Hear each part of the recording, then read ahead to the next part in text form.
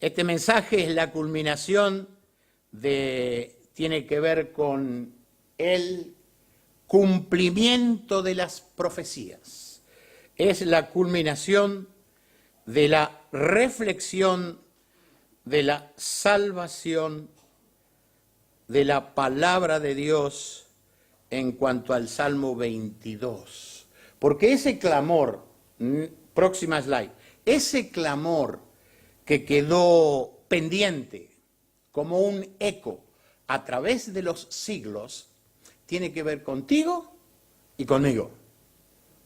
Si bien el salmista profetizó al escribir sobre ese clamor no era de él, ese clamor le pertenecía a Cristo Jesús, quien lo llegaría a mostrar, a clamar, a gritar en la cruz del Calvario. Vamos a orar. Padre Celestial, te damos gracias por este día que nos has concedido. Gracias, Señor, por todo tu pueblo aquí reunido para escuchar tu preciosa palabra. Gracias, Señor, porque tú harás tu obra en cada uno de nosotros en este día, Señor. Por eso te agradecemos y pedimos la guía de tu precioso Santo Espíritu. En el santo y bendito nombre del Señor Jesús. Amén. Habíamos visto varias, Salmo 22, uno lo voy a leer nuevamente. Dice, Dios mío, ¿por qué me has desamparado?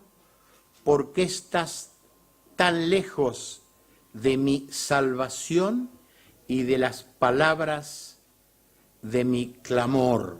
Evidentemente, angustioso es el clamor del Señor proféticamente.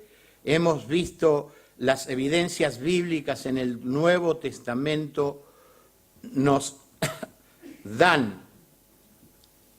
muestran más que nada el paulatino progreso hacia la vivencia real de lo que fuera profetizado 1000 años antes de su cumplimiento. 1000 años antes. Solo Dios puede profetizar y cumplir. Solo Dios. Andan muchos profetas dando vuelta por ahí, pero son todos falsos. Lo único que nos da seguridad es cuando leemos la palabra de Dios y ella confirma, reafirma y solidifica esa fe tan preciosa que Dios nos dio. Y fue dada, nosotros no la hemos adquirido, nosotros solo la hemos recibido. Y esa es la hermosura que tenemos en cuanto a esto. Hemos visto en varios mensajes, primero fue el extraordinario clamor de los siglos, segundo la respuesta al clamor de los siglos, tercero fue la reacción anticipada del abandono del Hijo de Dios. Todo eso ya lo hemos visto. Hoy nos toca considerar la tremenda experiencia que tuvo que vivir el Hijo de Dios hacia el Calvario y el llegar a ser abandonado por su Padre. De eso tiene que ver el clamor, el abandono de Dios Padre abandonando a su Hijo. Las Escrituras declaran solemnemente verdades en cuanto a las adversidades que Jesucristo enfrentó en este mundo y el porqué de las mismas. Hoy vamos a ver varios pasajes que nos van a dar un poquitito más de entendimiento. Leamos en Hebreos 5:7. Hebreos 5:7. Es muy interesante este verso y el autor a los hebreos lo hace de una manera bien detallada. Y Cristo en los días de su carne, ofreciendo ruegos y súplicas con gran clamor y lágrimas al que le podía librar de la muerte, fue oído a causa de su temor reverente. Slide 4, por favor. Aquí podemos ver una vivencia muy intensa en la descripción que ofrece el autor de los Hebreos, comparándola con las de Mateo, Marcos y Lucas, de lo que debieron ser los sufrimientos de Jesús en Getsemaní. Ese fue el tema pasado, ¿no es cierto?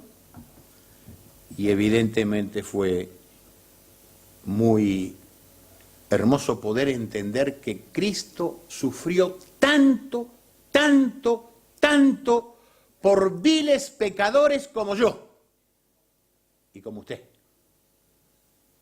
Tuvo que sufrir tanto. Y ese es lo imprescindible del plan de Dios. Siendo Dios todopoderoso, no pudo hacer un plan mejor que mandar a su Hijo a esta tierra a morir por los pecadores. Y los pecadores arrepentidos, que somos los que aquí estamos, a veces no somos tan agradecidos. No reconocemos el amor del Padre en la persona de su Hijo. A veces hasta indiferentes andamos por el mundo. Y eso es lo que nosotros tenemos que entender. Se pone de manifiesto ruegos y súplicas. Y esto nos habla de dependencia absoluta. ¿La tenemos nosotros para con Dios? Dependencia absoluta. Nosotros a veces en cualquier conflicto buscamos primero nuestros propios recursos, golpeamos nuestras propias puertas, levantamos los números y tomamos un número de teléfono para ver si alguien nos puede ayudar. Y cuando todo falla, nos inclinamos a orar. ¿Se dan cuenta que hacemos al revés de lo que debe ser hecho? Apenas el conflicto asoma a mi puerta, yo debo clamar a mi Dios, porque Él es mi Dios. Y es una relación personal de dependencia. Y aquí mostró el Señor hacia su Padre una dependencia absoluta. Fueron expresados en grandes gritos y profundo llanto.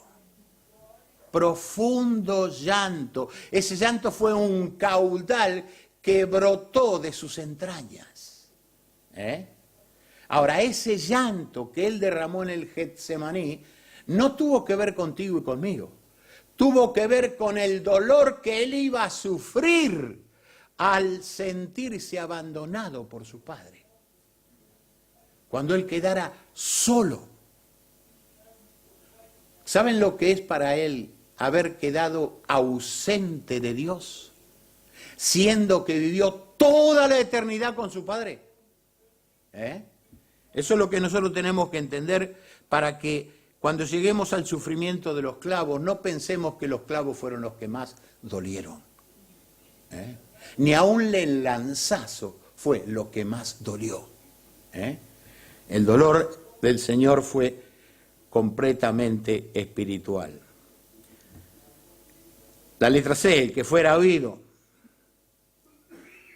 demuestra la perfecta comunión que gozaba con el Padre, lo cual llegaría un momento que dejaría de ser así, lo que sucediera allí en el Calvario. B, comprender lo imprescindible. ¿Qué significa imprescindible? Algo que no se puede dejar de prescindir, tiene que estar allí. Hebreos 5:8. Y aunque era hijo, por lo que padeció, aprendió la obediencia. ¿Qué tenía que aprender? El Dios que descendió del cielo. Pero como hombre, tuvo que aprender. Él cuando nació en este mundo, nació como un bebé. Él tuvo que ser asistido para alimentarlo, para cuidarlo, para limpiarlo. Él tiene que haber usado la forma de los bebés en sus balbuceos y en ese gatear que parece tan gracioso. Él fue un verdadero hombre. Y es en esa naturaleza humana que dice la Escritura que padeció, aprendió la obediencia, tuvo que aprender la obediencia del hombre. No era que él ya lo sabía. Cuidado, teóricamente quizás lo supiera, pero sabemos que la teoría, mientras no se va a la práctica, la persona no lo sabe hacer, y ni menos aceptar. Entonces aquí vemos que el autor a los Hebreos nos está dando un dato muy interesante. Encontramos que fueron necesarios sus padecimientos para que lo comprendamos con amplitud. Leamos Hebreos 10, versículos 5 al 7. Los que estuvieron en la Cena del Señor estuvimos viendo ese versículo, fue leído, fue explicado de alguna manera. Dice así: por lo cual entrando en el mundo, dice, sacrificio y ofrenda no quisiste, mas me preparaste cuerpo. Mas me preparaste cuerpo, por lo cual, entrando en el mundo, dice, sacrificio y ofrenda no quisiste, mas me preparaste cuerpo. Holocaustos y expiaciones por el pecado no te agradaron. Entonces he aquí que vengo, oh Dios, para hacer tu voluntad, como en el rollo del libro está escrito de mí. Esta es una verdad absoluta. Y esto no se puede espiritualizar. Tal cual está escrito, tal cual es. Porque ese cuerpo, que fue preparado por el Padre y que fue concebido en el vientre de María, lo preparó el Padre, lo planificó el Padre, lo ordenó el Padre. Y sexta slide, por favor.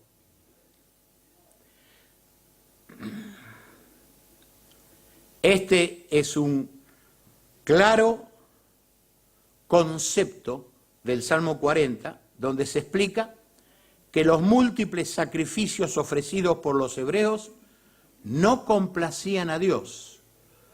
Por ello es que a Juan el Bautista le fue dicho: este es mi Hijo amado, en quien tengo complacencia. Saben que el único que pudo complacer enteramente al Padre fue Jesucristo Hijo. Nadie más. Hoy se explicaba que los sacrificios, holocaustos y derramamiento de sangre de animales no perdonaba ni quitaba el pecado.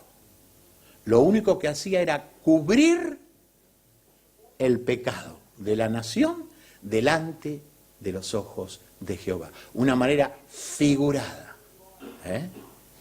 Quiere decir que el verdadero pecado del mundo fue quitado allí en el Calvario. Por eso Juan dijo de él: he aquí el Cordero de Dios que quita el pecado del mundo. Y eso tiene que haber sido una sorpresa para todos los que escuchaban el mensaje de Juan. Porque en la liturgia hebrea se sabía que los pecados no eran quitados, eran cubiertos. Eso fue una revolución informativa para esos que escucharon a Juan el Bautista. 2. Es en el cuerpo que el Padre le preparó que el Hijo debió aprender obediencia. Es en ese cuerpo. Por eso que era imprescindible la encarnación de Cristo como un verdadero hombre. 3. Así fue que el que era hijo de Dios, Dios omnisciente, aprendió la obediencia. Porque Dios, que todo lo sabe, en teoría, séptima slide, por favor, no conocía la práctica experimental propia, para lo cual le fue necesario el cuerpo del verdadero hombre. Esa es una realidad bíblica. Es un concepto que nosotros debemos entender. Que nosotros debemos entender, ¿para qué? Para que consideremos que en nuestra salvación Dios orquestó un plan perfecto. Perfecto. Imperturbable. Eterno.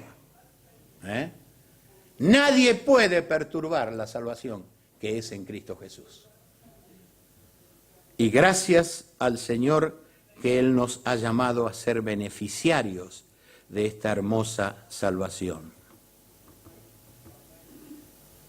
En ese cuerpo de hombre pudiera obedecer hasta experimentar lo que leemos en Hebreos 5:9. Y siga con el dedo ahí, hay algo subrayado. Y habiendo sido perfeccionado, vino a ser autor de eterna salvación para todos los que le obedecen. ¿Se da cuenta por qué era imprescindible el cuerpo de hombre? Porque en ese cuerpo tuvo que ser perfeccionado para venir a ser autor de salvación, dice. ¿Qué palabra usa ahí? Eterna. ¿Cómo es que hay algunos que dicen que la salvación, esto, el otro, aquello? Hermanos, la salvación es eterna, porque ha sido dada por un Dios eterno, y su palabra es eterna. El cielo y la tierra pasarán, mas mis palabras no pasarán. La promesa que Dios ha puesto en tu corazón, en la persona del Espíritu Santo, es inamovible. ¿Sabe cuándo el Espíritu Santo va a dejar de estar en este cuerpo? Cuando exhale el último suspiro. O cuando quede horizontal, como lo quieran poner ustedes. Hay algunos que exhalan el suspiro sentados, no sé, pero no importa. La expresión correcta es esta. El Espíritu Santo va a abandonar este templo cuando exhale el último suspiro. No antes.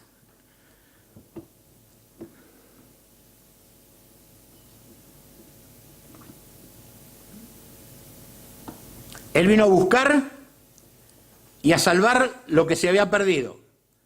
Lucas 19:10, sabemos ese verso. Pero para que eso fuera posible, debía transitar una dolorosa senda. Octava slide, por favor. Llena de consecuencias y constantes sufrimientos. Consecuentes y constantes sufrimientos. La letra C. Comprender lo inevitable. Veamos el proceder de Poncio Pilato, Mateo 27:26. Otra vez estaremos en la porción que leímos antes en la cena. Entonces le soltó a Barrabás y habiendo azotado a Jesús, le entregó para ser crucificado. Prefirieron al delincuente de notoria fama y desecharon al justo. 2. La flagelación o azotamiento era uno de los tormentos más crueles y encarnizados. Novena slide, por favor. Donde los azotes se administraban con un látigo de hasta 9 correas o varas, varas flexibles evidentemente, sujetas a un mango, y estaban rematadas por pinchos metálicos o afiladas pequeñas piedras. Estas correas abrazaban el cuerpo y al ser retraídas arrancaban fragmentos de piel y hasta de carne. ¿Saben cómo tiene que haber quedado la espalda, el torso de nuestro Señor Jesucristo? Cubierto de heridas, con su piel enfebrecida, dolor angustiante, y no abrió su boca. Grande es el Señor, grande como hombre también, grande es el Señor.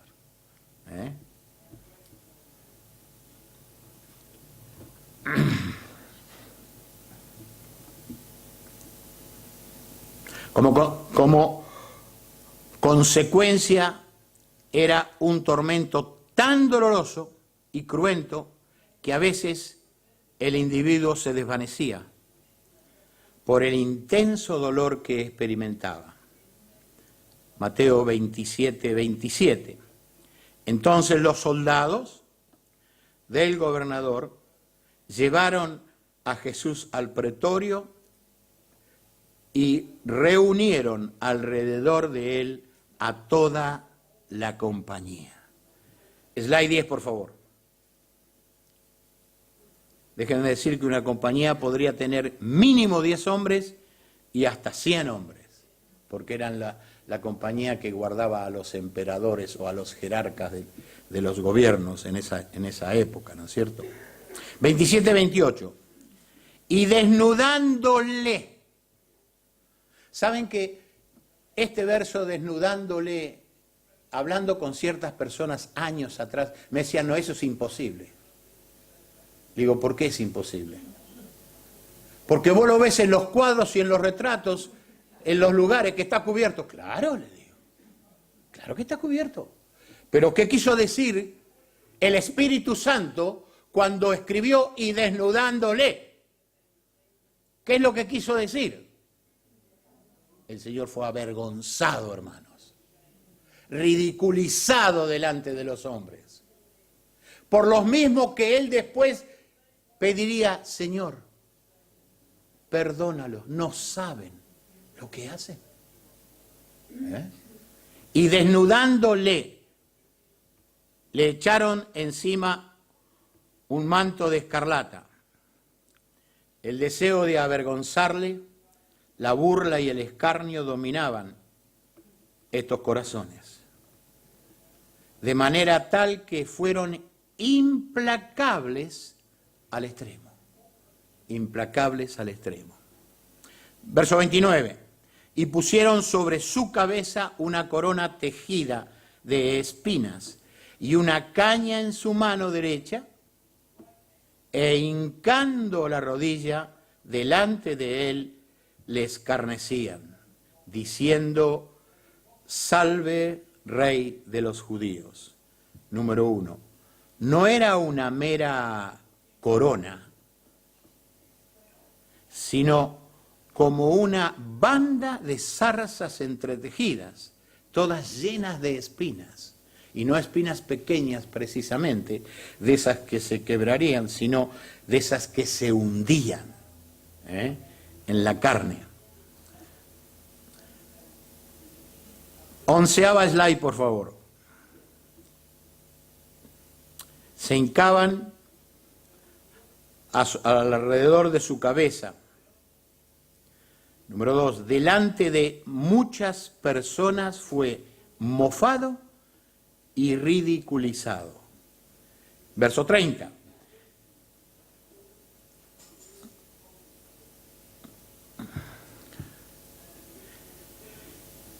¿Qué dice ahí? Y escupiéndole. ¿Lo lee en su Biblia?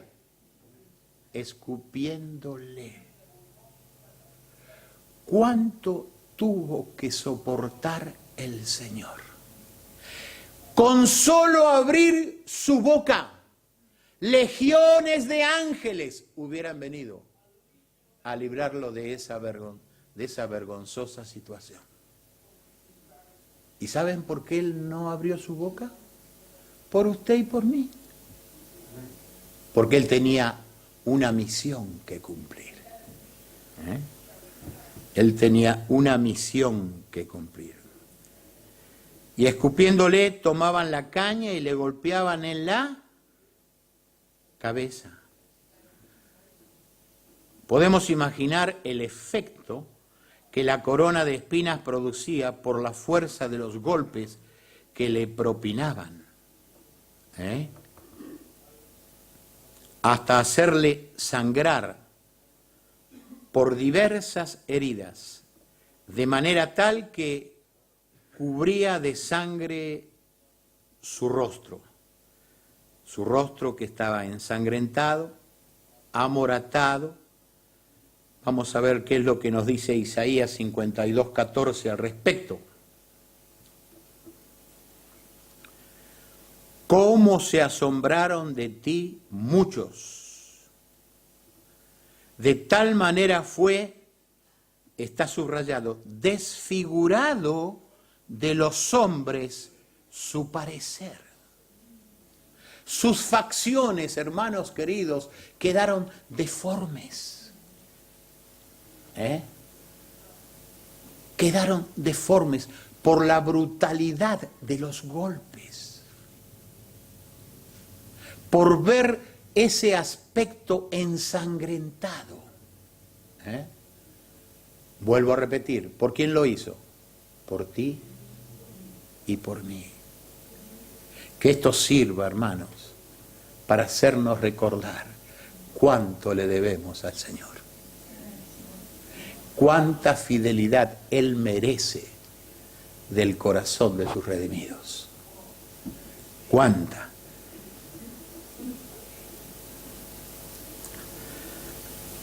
Doceava slide. Y su hermosura más que la de los hijos de los hombres. Volvamos a Mateo 26, ahora 67. 26, 67. Esto es para reafirmar el concepto. Entonces le escupieron en el rostro y le dieron de, ¿qué dice ahí? Puñetazos.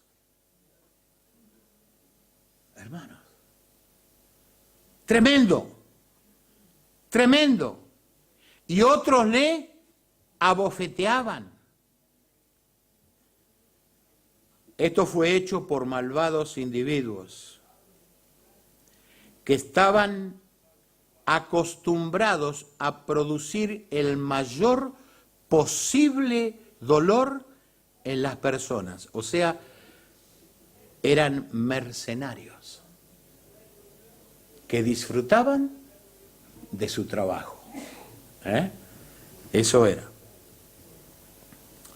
Debemos entender que para ellos era como una actuación donde los espectadores les animaban constantemente.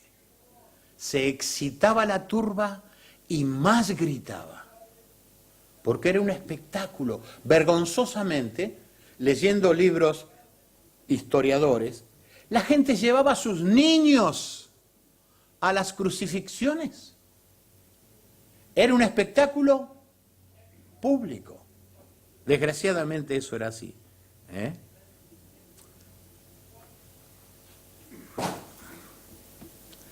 Treceava slide, por favor. Mateo 27:31. Después, 27:31 ahora, después de haberle escarnizado, le quitaron el manto, le pusieron sus vestidos y le llevaron para crucificarle. Letra C. Comprender el desarrollo del plan de Dios. Salmo 22:16. A ver qué nos dice ahí, Salmo 22:16. Dice, porque perros me han rodeado, me ha cercado cuadrilla de malignos. horadaron mis manos y mis pies. Esta es la señal inequívoca de la crucifixión. La crucifixión fue profetizada como 400 años antes que la introdujeran los persas. Luego la siguió desparramando en su conquista Alejandro el Magno. Y luego la pusieron como práctica los romanos. Pero la crucifixión no era conocida en la trayectoria judía. No era conocida. Sin embargo, aquí vemos como el Salmo antecedente a la crucifixión del Señor ya la está detallando. Mateo 27, 45. Y desde la hora sexta hubo tinieblas sobre la tierra hasta la hora novena. Las tinieblas fueron un fenómeno sobrenatural que manifestaba juicio. Juicio en ese momento. 14ª slide, por favor.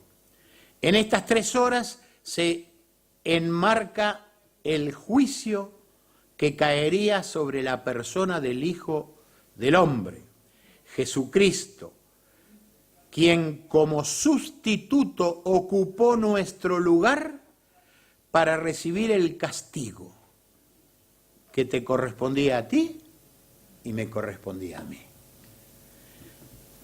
Isaías 53:5 dice claramente el profeta: mas el herido fue por, ponga su nombre, por nuestra rebelión, molido. Ese término, hermanos, ¿qué significa? Golpear, triturar, desmenuzar. Molido por nuestros pecados, por el tuyo y por el mío. Eso es. El castigo de nuestra paz fue sobre él. Y por su llaga fuimos nosotros curados de la enfermedad congénita del pecado. No de las enfermedades comunes. Eso sería sacar de contexto lo que el profeta estaba diciendo, ¿no es cierto? Entonces, ¿qué es lo que tenemos nosotros que entender? De que esa paz que yo tengo con Dios Padre tuvo que ver que fue pagada por su Hijo. Por eso que Él, cuando le dijo a sus discípulos: mi paz os dejo, mi paz os doy,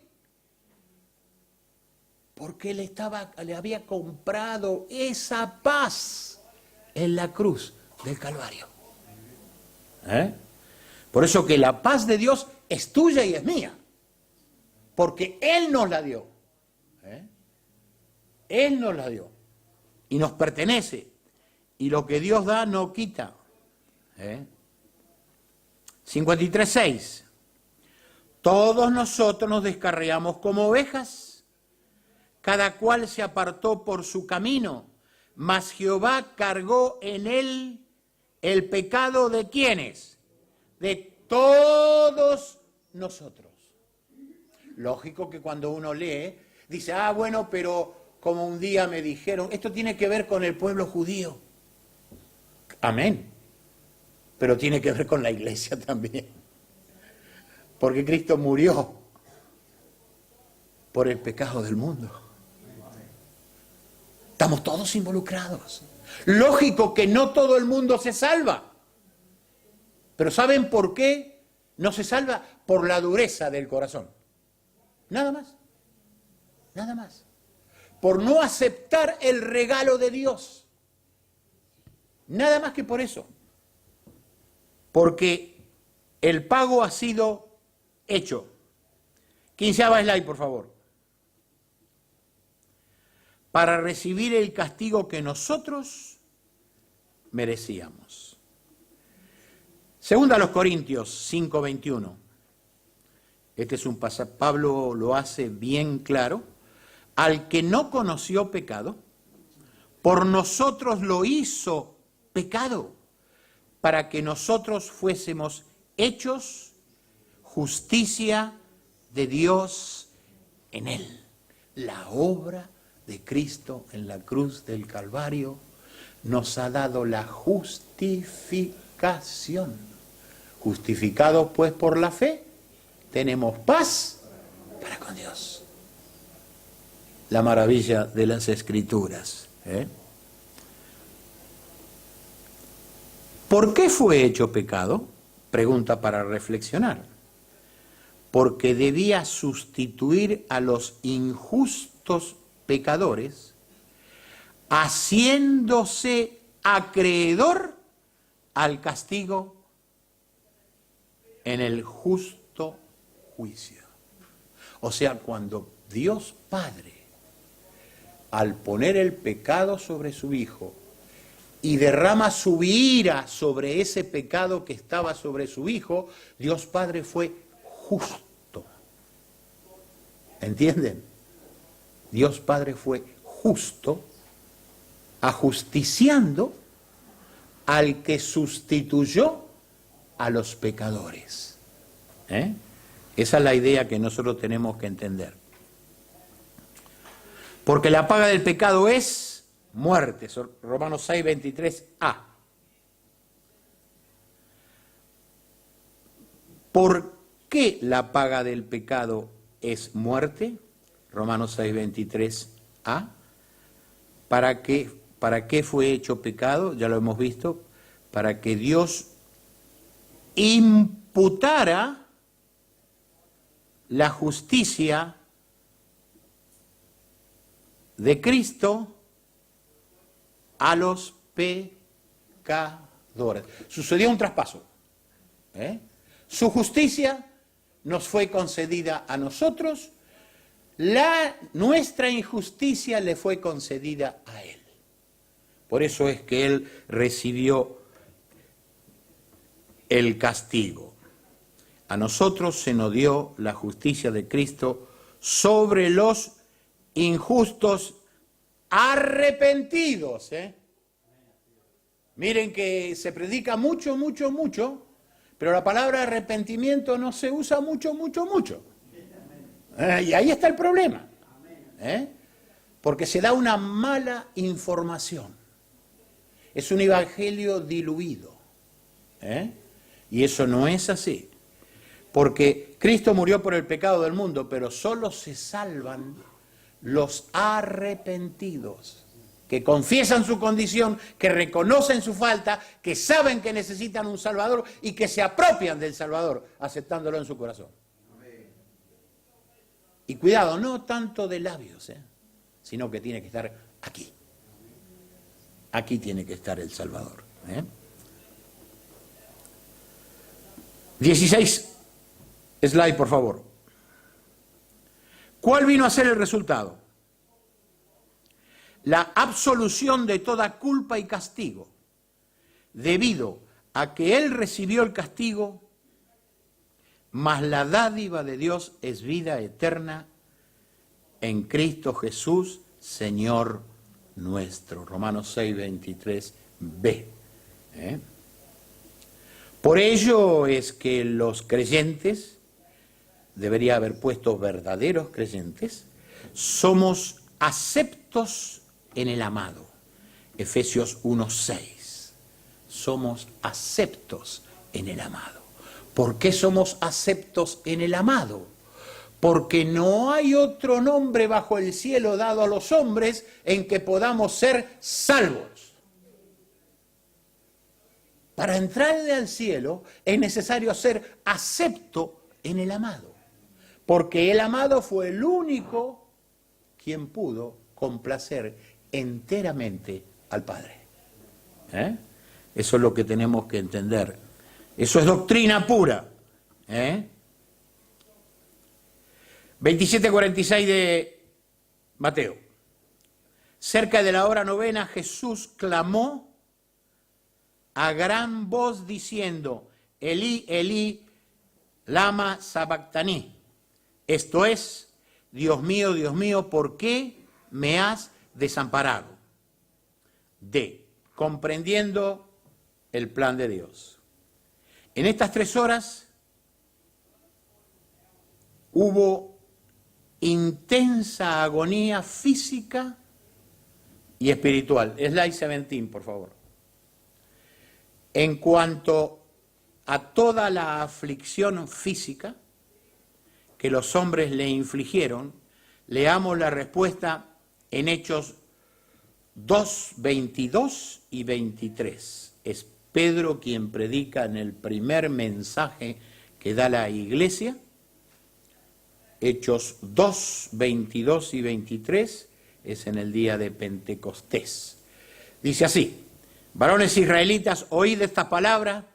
Jesús Nazareno, varón, aprobado por Dios entre vosotros, con las maravillas, prodigios y señales que Dios hizo entre vosotros por medio de él, como vosotros mismos sabéis. O sea, era notorio lo que el Señor Jesucristo había hecho en su ministerio terrenal. El 23, a este, entregado por el determinado consejo y anticipado conocimiento de Dios, prendisteis y matasteis por manos de inicuos, crucificándole. ¿Qué es lo que dice Pedro? Ustedes lo único que hicieron es hacer lo que Dios le permitió hacer.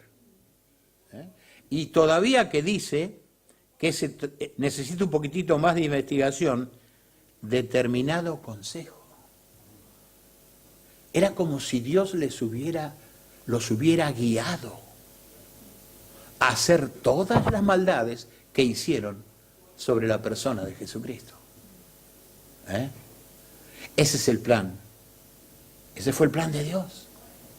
Ese es el Dios maravilloso que tú crees y que yo creo. Que no escatimó ni aún a su propio Hijo en el sufrimiento, en el dolor, en la angustia, en la soledad, para darte a ti el confort de una vida eterna en comunión con Dios. Eso es. Eso es lo que la palabra de Dios nos muestra tan claramente.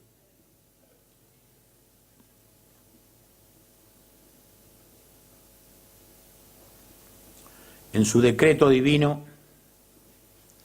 Dios había establecido este plan maravilloso de salvación. ¿Y saben que hay creyentes que no valoran lo que significa ser salvos? Quizás sea ignorancia, no lo entienden, quizás les falte un poco de información, pero a mí me parece que lo que falta ahí es más comunión con el Dios vivo y verdadero. Porque estar en comunión con el Dios vivo y verdadero, su Santo Espíritu nos enseña, nos instruye, nos guía a alguna verdad, a toda verdad. ¿Se dan cuenta que a veces la iglesia no tiene la culpa? La culpa, responsabilidad, descansa en los individuos. Cuando en vez de leer, no lo hacen. Cuando en vez de orar, no lo hacen. En vez de acudir a escuchar un mensaje, no lo hacen. Claro, porque todos tenemos el libre albedrío. Pero el libre albedrío es una herramienta muy difícil de administrar con sabiduría. Y eso es lo que tenemos que pedirle a nuestro Dios. Eso en cuanto a lo físico. En cuanto al abandono de su Padre, al sustituir a los pecadores por causa del pecado, vino a quedar en la misma condición de ellos, destituido de la gloria de Dios. Por eso fue abandonado. Esa fue su destitución al tomar el lugar de los pecadores. Dios no hizo acepción de personas. Dios, siendo que era su hijo, lo trató como un pecador más. Porque dice la palabra que lo hizo pecado. No pecador, lo hizo pecado. Por eso es que fue destituido de la gloria de Dios. En ese marco de tiempo, cuánto fuera el tiempo en que Dios lo dejó abandonado, nadie lo puede saber. Pero las tinieblas anuncian que eso fue juicio. Así que cuánto tiene que haber padecido el Señor angustiosamente, y como digo, los clavos dolerían, los azotes también ardían, la corona de espinas en su cabeza también lastimó. Cuando él llevó el madero hasta llevarlo al lugar del Calvario, la cabeza le tocaba con el madero toda vez que él caminaba en ese terreno desparejo, abrupto y lleno de pozos. La madera, como era más larga, al caer en un pozo le tocaba, le golpeaba. Y cada vez que golpeaba, las espinas se introducían. Eso fue un dolor constante. Pero ese no fue el máximo dolor. El máximo dolor es sentirse como se sintió, abandonado, desamparado, solo, ausente de su Dios, con el cual tuvo una comunión eternamente pasada.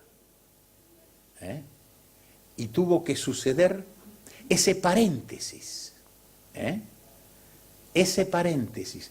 El tiempo no sabemos cuál fuera, pero sí que está enmarcado en esa situación, destituido de la gloria de Dios, sin el abandono del Padre, el Hijo no habría consumado nuestra redención. ¿Por qué no habría consumado nuestra redención? Porque tuvo que estar cubierto de pecado para poder morir. No había otra forma. El último verso, Juan 19:30.